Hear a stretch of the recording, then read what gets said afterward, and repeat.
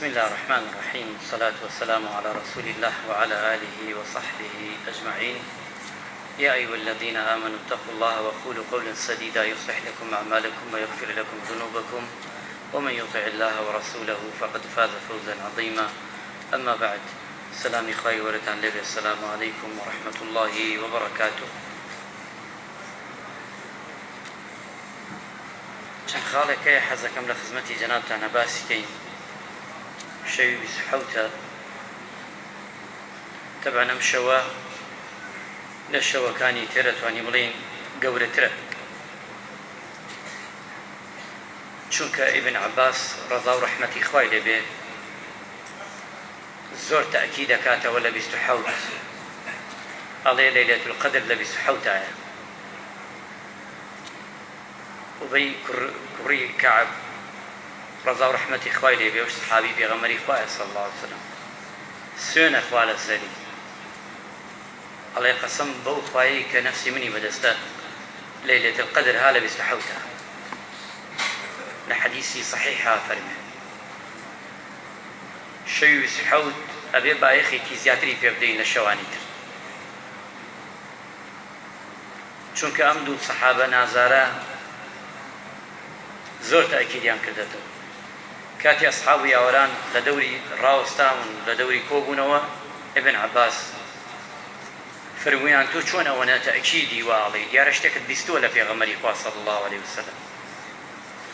ئیبن عەباس فەرمووی ئەی تەماشاکەن، خوای پەروەردگار لە قورئانە ناڵێ ئاسمان حەوتە، ئەی تەماشاکەن خوا نافەرمێ لە قورئانە زەوی حەوتە، بەڵێ ئەی تەماشاکەن خەڵکی ئەچێ بۆ عومرە و بە حەج چەند جا تەوافەکە حەوت نییە؟ وتیان بەڵێ. ئەی سەعی و سەفا چەندێکە حەوت نییە؟ وتیان بەڵێ. ئەی وتی باشە شەیتان ڕەجمەکەن حەوت نییە؟ فەرمووی بەڵێ. ئەی وتی سێری سوورەتی قەدریش کرد کە خوای پەروەردگار تەماشاکا لەوێ، خوای گەورە لەوێش کە نووسیوێتەوە حرفەکان لە یەک دێت و هەر هیە ئەکەوێتە حەوت. بۆیە ئەسحاب و یاوەران بەڕاستی معجەب بوون بە قسەکانی ئیمامی ئیبن عەباس ڕەزا و ڕەحمەتی خوای لێبێ، چونکە 27 ئەبێ تایبەتمەندی خۆیە بێت. و پێغەمبەری خواشە فەرمی عەلەیهی سەڵات وەسەلام هەردە شەوەکەی بگرن و بگەڕێن بە دوای لەیلەة القەدرە و حەدیثەکانش کۆ بکەینەوە زیاتر لە تاکەکانایە. تاکەکان 21 23 25 27 29 لەناو تاکەکانشە زیاتر زۆر زەق بێتەوە 27 25 ئیتر بە فەزلی خوای گەورەی هەموومان گرتووە، بەڵام قەسدمان ئەم شەوە مەبەستمانەوەی ئەمە وەک مانگی ڕەمەزانی پیرۆز، بەڵام دوای ڕەمەزان فێری چی کردوین؟ ئەبێ ئێمە کاتی ڕەمەزان ئەڕوا بەسەرمانەوە تەواو بێ هەموو ساڵێ ئەبێ فێری شتمان بکە. 30 ڕۆژ ئێمە لە مەدرسەی ڕەمەزانین، فێری هەندێک شتی کردوین. ئینسانەکان مرۆڤەکان گشتی گۆڕاون، جیاوازن، نەفسیان، قسەکردنیان، هەستانیان، دانیشتنیان، عیبادەتیان هەمووی گۆڕاوە. هەموو کەسێ لای خۆی تەماشای خۆی بکە گۆڕاوە. بەڵام ئەوێ وریابین ڕەمەزان فێری ئەوەی کردین هەر لە ڕەمەزانە نەبێت، ئەی دوای ڕەمەزان. یەکێ لەوانە ئینسان کە سابت بێ لەسەری، یەکێ لەوانە ئەوەی ئینسان ئیماندار دەست بگرێتە ئەوەی نوێژە فەرزەکان. خوای پەروەردگار لە قورئانە فەرمێ وحافظوا على الصلوات والصلاة الوسطى وقوموا لله قانتين، محافظەی کرد والذين هم عن صلاتهم حافظون. نیشانەی ئیماندار، نیشانەی مسلمانی تەواو ئەبێ وریابین. وەیە پێغەمبەری خوا فەرمی عەلەیهی سەڵات وەسەلام موژدەی خۆشمان پێدا، ئەوش ئەوەیە ئەفەرمێ پێغەمبەری خوا صلی الله علیه وسلم من غدا إلى المسجد أو راح، هەر کەسێ چوو بۆ مزگەوت، هەنگاوی نا بەرەو مزگەوت، پەلەی کرد بەرەو مزگەوت، ڕۆیشت بۆ مزگەوت، أعد الله له منزلا، خوا شوێنێکی بۆ داناوە. شوێنەکە لەکوێیە؟ فی الجەنە، لە بەهەشتە. كما كلما غاد أو راح، هەتا ئەڕوا و بەردەوامەیە چونکە چۆ چاک بزانە لەسەر دنیادا هەندێک شوێنەیە بەهشتە بەهشتی خوایە چی شوێنێکە ئەو شوێنانەی کە پیرۆزن لای خوا چی شوێنێکە مزگەوت ئەحەب البلاد إلى الله المساجد مزگەوتەکان بەڵام بە تەسەلسل مزگەوتی ئەوەی کە هەمومان ڕووی لێکن قیبلەی تایە کە مەکە چاشان مەدینە پاشان ئەقسا پاشان هەموو مزگەوتەکان قوبعەیەکە هەر کەسێک شوێنێکە چوارچێوەی مزگەوت کە دێتە ناوە هەر کەسێک خوای گەورە بە چاو لوتف و کەرەمی خۆی تەماشایەکە هەردەیتە مزگەوتە هەردەیتە مزگەوتە کە نوێژەکەی لەگەڵ خوای گەورە گفتوگۆکەی کە قورئانە خوێنی گفتوگۆکەی لە حضور ڕوئەکەی لە قیبلە هەر بە نوێژ حەساوە دانیشتیتە بۆ خۆت هیچ ناڵێ هەر بە نوێژ حەساوە هەمووی لە چاکەیە هەتا های ناو مزگەوتە مەلایکە دوعای خێرە بۆکە ها بەدەور تۆ بەڵام چەنێ زکر بکەی ئەوە زیاتر ئەجر پاداشتتەیە لە ناو مزگەوتە ناکرێ ئێمە ئێستا ڕەمەزان فێری ئەوەی کردوین کەس نییە لە ڕۆژێکە لە 5 وەختە 3 وەخت 4 وەخت 2 وەخت نێت بۆ مزگەوت ئەکرێ دوای ڕەمەزانی تر بڵێن مزگەوت خواحافیز بدەیتە بەردەم مزگەوتەکە بانگ بدانەی بۆ مزگەوت ئەمە ڕەمەزان فێری ئەمە نابێبی ئەبێ ئێمە دڵمان ببەسین بە مزگەوتەوە چونکە مزگەوت جێگەی تەقیە ئەو کەسەیەکە لە خوا زۆرە ترس یەکێ لەوان دەستکەوتانەی کە دەستمانەکەوێ ئەوەیە کە ئینسانی موسڵمان پابند بێ بە نوێژە فەرزەکان بۆیە شوێنێکە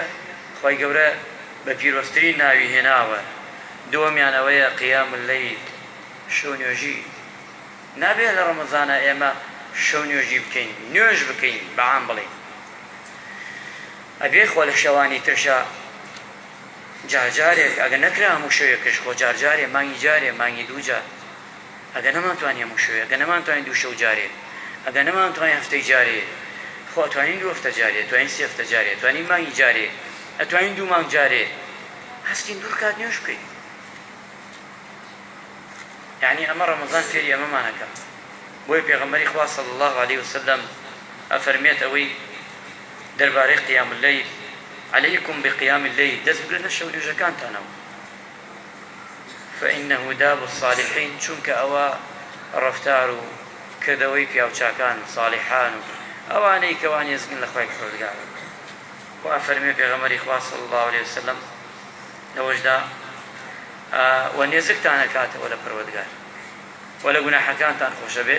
بۆ دوور شە بنەوە لە گوناح هەر کەسە شەو نوێژی بکە ئەمانەی دەستێک کرد بۆیە ئێمە هەموو شوێتین تەراویحەکەین من قام ليلة القدر إيمانا واحتسابا من قام ليلة القدر من قام رمضان هەمووی ئەحادیثەکان کۆکەینەوە وغفر له ما تقدم من ذنبه یان کە قیام اللەیل حەدیثەکانە فەرمێ خۆ تو ئەکرێ دوای ڕەمەزانیش فێری ئەوە بین سی ڕۆژ ئێمە هەموو شەوێ نوێژمان کردووە قیام اللەیلمان کردووە تو دوای سی شەوەکە سێرەکەی شەو حتا بەیانی بکەوی دوو لە ڕوو جەنابتان کە گوێتان لێمان وەک جەنازەیە یاوارە بیتە ماڵەوە عیشایە بکەی بدەی لە زەوی وەک جەنازە تا بەیانی بەیانیش هەڵنەسی کاتی هەڵسیایتە نوێژی بەیانیش ڕۆی ئەمە بەڕاستی ئەمە نەکبەتیە بۆ کەسێ ئاوا بێ ئەمە نەکبەتیە نابێ ئاوا بێ ڕەمەزان جا ئاوا تو دوای ڕەمەزان یەکسەر ئاوا بکەیت ڕەمەزان کەواتە هیچ ئیسفادەی نەبوو بۆ تو بەڕاستی سێمیان ئەوەیە مداومة على قراءة القرآن هەموومان خەریشین حەز ناکەین گوێ لە کەس بگرین حەز ناکەین تێکەڵ بین فراح حەزەکەین مشتاقی قورئانی لەگەڵ قورئانە حەزەکەین دەی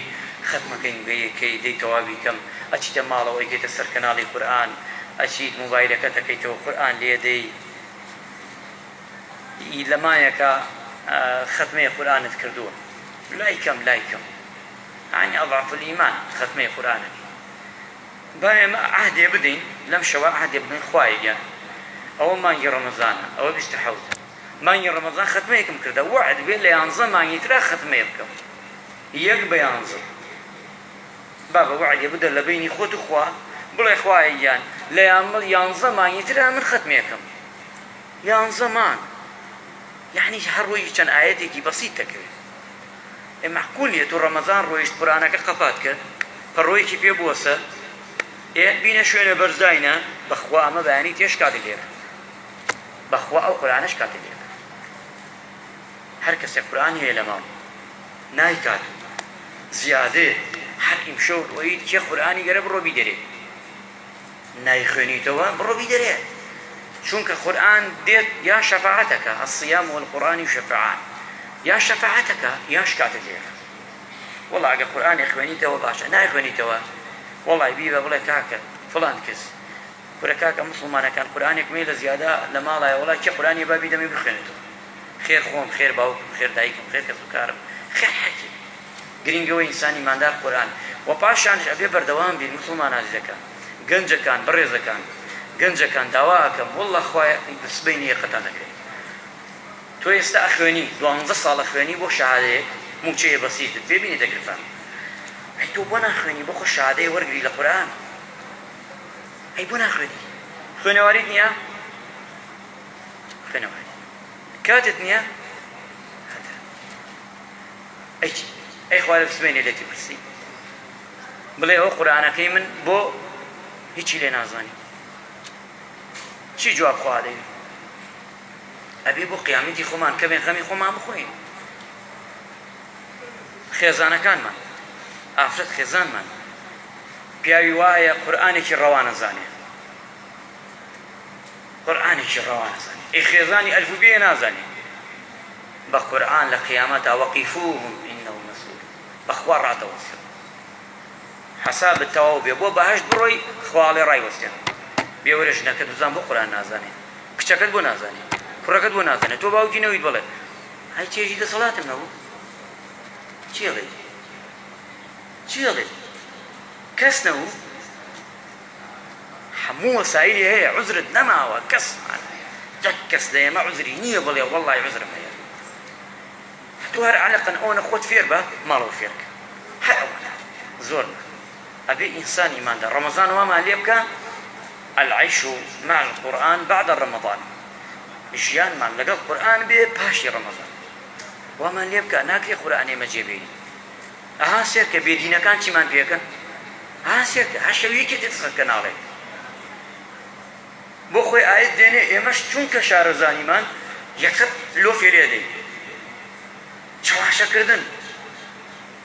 لە زەمان پێغەمبەر تەراویح کراوە تا ئێستا کابرایە هاتووە بە ناوەی دینەوە وەڵا تەراویح بیدایە بابە تۆ گشتیان خۆ بیدایە تۆ سەر لەو عالەمە بۆ تێکە دەی کاک خۆ خەڵک خوێنەوارە ئەمڕۆ خەڵک شتە زانێ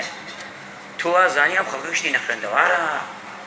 ئەو قسانەی کە تۆی کەی ئەوە تایبەتمەندی خۆی هەیە بۆ شوێنێکی ترە ڕوا تۆ مەبەستێتر هەیە یان کابرا تێژێ ئیسرا و میعراج ئەستی نییە یان تێژێ حەزرەت ئەوەی ئیسماعیل و ئەستی نییە یان دێ ئەڵێ وەڵا کاکەوەی ئەم بەتایبەتی ئەم کۆمەڵەیە دروست بوونە کۆمەڵەکەی لە کوردستانە نایەن قورئانین ئیمانیان بە حەدیث نییە وریایان بن زۆریانش مەلان هاوریا بن مەلان هەر مەلای ڕەسمین شکرشۆ مەلایە و تاشەدا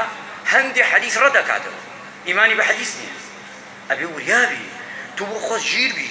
بزانی ئەم کەسەکە قسە ئەکات چی ئەڵێ مەبەستی قسەکەی چی پشتی چییە پشتی بخوێنەوە بۆ ئینسان ئێمە فەقیر نەبین کۆمەڵگایەکین ئەوانەی بێدینن گەرەکیانە دینەکەمان لێ تێکدەن گەرەکیانە قورسی کێن بڵێن ئێوە خەریکی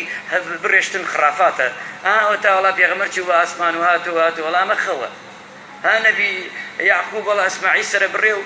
کورد ئەمە شەر خێر بوو وەڵا مسڵمانکان مەخڵەتێن تخوا بەهەشت وایە و خۆشی وایە ئەوانە هیچ دیارەکەدایە گشتی کاڵەکەنەوە ئەیتر تو ئیمان بە چێ مێنێ عیبادەت چێکەی تو 30 ساڵە خەریکی تی ئەمێژە وەڵا کاکەمە لەولاوە گڵۆبیەڵ کردووە کاکە خەڵکینەوە خەریک چین کرە بابە ڕۆنەوە نوێژ مەکەن لە مزگەوت خەریک چین پێغەمبەر نەیکردە سێم قسە یعنی گومان دروستەکە لەگەڵ بۆی ئینسان ئەبێ شارەزا بێ نیشانەی ئەوەیە هەر ڕۆژی هاین لەسەر شتێک ئێمە شارەزانیمان چونکە قسە کریا بەخوا احتیمال ئەمە ڕاست بێ احتیمال ئەمەکەی تر ڕاست بێ بۆی ئینسان شارەزا بێ لە قورئان و لە سونەت سنەتی پێغەمبەری خوا صلی الله علیه وسلم خاڵێکی ترەوەیە الإنفاق في سبيل الله صدقة ئێستا کەس نییە لە مانگا خێری نەکردبێ زەکات نادەن وریا بن ئەوانەی زەکات نادەن ئەوانەی زەکات نادەن ئیمامی ئەبوو بەکر چەنە خلافەتی بوو 2 ساڵ و چەنێ 3 مانگ ها مەلایەت ئیمام و ئەبوو بەکر بۆچی تەراویحی ناکرد قوربان ئیمامی ئەبوو بەکر هەخەری غەزا بوو چونکە سەحابە لە دوای پێغەمبەر نیمەی هەڵگەڕیاوە نیمەی ڕێک وتی ئەمە زەکات نادەینێت و ئەبوو بەکر خذ من ئەموالهم ئاەتەکە فەرمیێ پێغەمبەری خوا نەویتە ئەبوو بەکر نەویتە خەلیفە ئەبوو بەکر شوتی وەڵڵای هەر کەسە زەکات نەدا بەم شێرە ڕاستیەکەم گشتی هاوردەوە چونکە ئەگەر ئەبوو بەکر نەبووایە زەکات ناما ئەو پایە لە ئیسلامە ناما ئەم وازانەوە خۆیەتی گشت ڕۆژێ خۆی قۆز بکە و تێر بخەوێ عەتر بدا لە خۆی و بێتە سەر کەناڵێک دوو لە ڕوو جەنابدان قسەی زل بکە وای زانیە سەحابەیش ئێرە مەبووە بابە ئەوانە بۆ خواستوڵحاو بوون ئەوانە ژیانی خۆیان نەبووە تەنانەت بەشی ماڵەکەی خۆیانێش نەکردووە ئەبوو بەکر نەیکردووە مەبەستی ئەمەیە مەبەستی ئەوە نییە وەڵا کاکە شتێکی تر بێت بۆیە ئینسان ببەخشی زەکات وریابن زەکات ئیسا هەیە خەڵکی نوێژەکە زەکات ناکەن ئەمە خۆی خەڵەتی ئەمە خۆی خەڵەتی خوای گەورە هەر ئەو خوایە کە زەکاتی فەرز کردووە هەر ئەو خوایە کە ڕۆژی فەرز کرد هەر ئەو خوایە کە نوێژی فەرز کرد تۆ نابێ یەکێکیان بکەی یەکێکیان نەکەی ئەمجا حەقی خوا زۆر کەم برا چل وەرەقەتە یەک وەرەقە خەڵکی وایە یەک وەرەقە بەسەدا دەکراسی بە خێزانەکەی 2 وەرەقە 3 وەرەقە بەسەدا پەردەیە وەرەقەیە 2 وەرەقە بەس بۆ مناڵەکانی سەرف سەفرەیەکە کا 3 وەرەقە سەرف لە 40 وەرەقە وەرەقەیە لە 100 دینارە 2 دینار و نیمە یعنی سێرکە حەقی خوا چەندێکەمە ئێمە لەمەش ڕزیلی بکەین ئێمە نەیدەین بەخوا ئەگەر نەیدەی خوا بۆ بەنی ئەم زەکاتەوە خوا سەری ئەوکان ترچوو لەناوەدا نامێنێ بەرەکەتی نامێن چونکە وریابین ئەبێ زەکاتەکەمان بە جوانی دەرکەین دوای ئەمە سەدەقە موسڵمانە دەکەن بۆ ئێمەش ها پێغەمبەری خوا فەرمی عەلەیهی سەڵات وەسەلام اتقوا النار ولو بشق تمرة خۆ نەویت بە خۆی مایەک وتی لەتێ بیکە دووکتەوە بە لەتێ خۆت پارێزاگری دۆزە با ئێمە وعدێ بدەین بە خۆمان بڵێن خوای گیان لە مایەکە هەرچەندێ بەخشی 1000 نەر بدە هەفتەیە 1000 نەر بدە مانگی 10000 بدە لە مانگا چەندێکت داوە ڕبعەوە بدە دوای مانگەکانی تر گرنگەوەیە ببەخشی هەرچەندێکەم بێ بەس نەینوخێنی نە دەست نەنوخێنی یەقەت نەنوخێنی شەبە جاژی کاکە خێر کوڕە بۆ ئەدەوەتەوە نوێم خێرەوە نە خێر مانگی گەرمان دەبچوو هەها وریابە ئەم قسە ئەکەی لەوێ بەم قسە هەموو خێرەکان فی سفر بێت لە دیوانی خوا چونکە قسەیە زۆر خەتەرە های سەبع جارێ کوڕێتەوە نوێژمان کرد گیانمان دەرچوو ئەم نوێژە تەواونەوە خەتەرە ئەو قسانە لای خوا هەندێک قسە هەیە زۆر خەتەرە وریابە خۆت بپارێزە لە قسەیەک کردەوەکانت پوچەڵ نەکاتەوە ببەخشە بەخوا ببەخشی زیادەکە گەنجەکان کێگەرێکێتی دەوڵەمەندێ واللهی بڕۆ هاوسەرگیری بکە دەوڵەمەنەوێ واللهی دەوڵەمەنەوێ خوا وعددا هەر کوڕێ هەر کچە بگێتە حەڵاڵی خۆی بە حەڵاڵی خوا وعدی کردووە لە حەدیثی قودسی هاتووە خوا وعدی کردووە لەسەر خۆی یارمەتی بدە وەڵای ژنت هاوڕ دەوڵەمەنەوێ وەڵای منداڵێکت بوو دەوڵەمەندترەوی وەڵای منداڵێتر بوو خوا دەوڵەمەندت دەکات وەڵای هەر بترسی بەخوا بچی بژێنم دوو لە ڕوو جەنابتان بۆ نمونەی تێنم بە سەحبەت وەک ورچە کوێر لە یەکی دەیتەوە با بەخوا سەریدا ڕزقەدا تۆ لە زگ دایکت بەخوا ڕزقی داوە یعنی ڕزقی ئەو ئافرەتە ناداتێتە لای تۆ سە گەنجێک زۆر گەنجمانەیە گونەحبارە تەمەنی گەیەتە 30 ساڵەیەژی بۆ ژن نایەری وەڵا کاکە جارێ مامە چیت ماوە وەتەمای چی بیتە چی ئەبێ ئینسان وریابێ لەو شتانە بۆیە ئینسان ئیماندار ئەبێ ببەخشێ وە خاڵێکی تێرش ئەوەیە کۆتایی لە خزمەتی جەنابتانە ئێمە ئێستا ئەگەر ڕەمەزان تەواو بکەین بە قەدەری چەندێکە ڕەمەزان بە ڕۆژوو بین لای خوا بە قەدەری چەندێکە ئەکا چەندە 300 ڕۆژ 10 مانگ ئیسە 1 مانگ هاین بە ڕۆژوو خوای گەورە لە قیامەت ئەنووسێ فڵانی لە دەفتەری ئەعمالت ئێستا ئەگەر قبول بی ئینشاءڵڵا قبولە لە هەموومان ئەنووسێ فڵانی کوڕی فڵان ساڵی 2018 یان ساڵی کۆچی هجریان 10 مانگ بە ڕۆژوو بووە باش گەرەکتە بێتە ساڵێ چی بکەین بێتە ساڵێ 6 ڕۆژ بگرە 3 ڕۆژی مانگێک 3 ڕۆژی مانگێ ئەکا ساڵێک ئەو شەشەش لەدەست خۆت بدە خوای گەورە لەوانەمان بکە عیبادەتمان لێ قبول بکە یا ربی خوای لێمان قبول کە عیبادەت خوای ئەم مانگە پیرۆزەمان لێ قبول کە یا ربی خوای لە تەپاڕین لە گوناحەکانمان خۆش بی یا ربی خوای لێ تەپاڕینەوە ڕەمەزانی ئەم ساڵمان لە هەموو لایەکمان قبول کە یا ربی خوای لێ تەپاڕینەوە شەوان شەو نوێژەکانمان لێ قبول کە تەراویحەکانمان لێ قبول کە خوای گیان یا ربی خێر و سەدەقە و زەکاتەکانمان لێ قبول کە یا ربی خوایە قەڵەمی عەفو بێری بەسەر تاوان و گوناحەکانمان خوایە چاکەکانمان بە هەزاران قات بۆمان بنووسی خوایە کردەوەی چاکەکانمان تەرازووی لای ڕاستمان خوایە قورس بکەیت خوایە خراپەکانمان بۆ سوود بکەیتەوە بیسڕیتەوە خوایە لێتە پاڕین و ڕەحم بە پیاوە بە تەمەنەکانمان بکەیت عاقیبەت خێریان بکەیت لەشیان ساغ بکەیت تەمەنیان پڕ خێر و بەرەکەت بکەیت خوایە ڕەحم بە دایک و باوکمان بکەیت ئەگەر ماون ئەگەر مردوو خوایە قەبرەکانیان بەی شێوە دوعاکەن یا ڕەبی خوایە قەبرەکانیان پڕ لە نور بکەیت بکەیتە باخی لە باخەکانی باش لێیان خۆش بی خوایە لە مردوو هەموو لایەکمان خۆش بی یا ربی خوایە لە مردووی هەموو لایەکمان خۆش بی خوایە ئەوانەی گوناحیان زۆرە خوایە بەم شەوە خوایە قەڵەمی عەفو بێتە سەر هەموو تاوانەکانیانە خوایە بە بەهشت داخلیان بکەی یا ربی خوایە ناویان تۆمار بکەی لە ئەهلی بەهشت خوایە ئێمەش چوینە ئەو شوێنە خوایە ڕەحم بە ئێمەش بکەی یا ربی خوایە لێتە پاڕێنەوە ئەو کەسانی نەخۆشیان هەیە داوای دوعای خێران کردووە خوایە گیان یا شافی خوایە شفای عاجلیان بۆ بنێری خوایە ئەوەی قەرزارە بۆی پڕکەیتەوە خوایە ئەوەی کێشەیەکی هەیە بۆ حلکەی ئەوەی گرفتێکی هەیە بۆی حلکەی ئەوەی نازێکی خێری هەیە لە دڵیا خوایە بۆی جێبەجێکەی یا ربی خوایە ڕەحم بە گەنج و لاوەکانمان بکەی تەمەنیان پڕ خێرکەی پڕ بەرەکەتکەی ئەوانەی لە خزمەتی ئیسلاما بردیانتە سەر لە خزمەتی تۆدا ئای پەروەردگارە یا ربی ئەو گەنجانە ئەوەی هاوسەرگیری ئەنجام نەداوە خوایە بەیان ئاسان کەی یا ربی خوایە دووریان کەی لە خراپە یا ربی دووریان کەی ئەوەی خراپەیە لە ڕێگایانە لای دی یا ربی خوایە ڕەحم بە قوتابە شیرینەکانمان بکەی سەرکەوتی دنیا و قیامەتیان کەی مامۆستا عەزیزەکانیان سەرکەوت و سەرفرازیان کەی یا ربی خوایە ڕەحم لە وڵاتمان بکەی لە شەڕ و وەی و خراپە و مەینەتی خوایە دوورمان کەیتەوە یا ربی تاقیمان نەکەیتەوە بە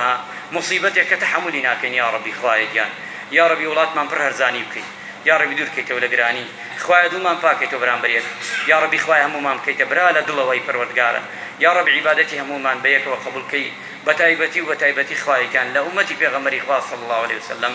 وخوایە لەم جەمع مبارەکە خوایە ئەم شەو کە پێشەوەی بچینە دەشتەوە خوایە قەڵەمی عەفو بێتە سەر هەموو تاوانەکانمانە خوایە گردنمان ئازاکەی لە ئاگری دۆزەخ بە بەهشتی و پانی و بەرین شادمان کەی بە بینینی تۆت وبخوشيستكت وصلى الله على محمد وعلى آله وصحبه أجمعين والسلام عليكم ورحمة الله وبركاته.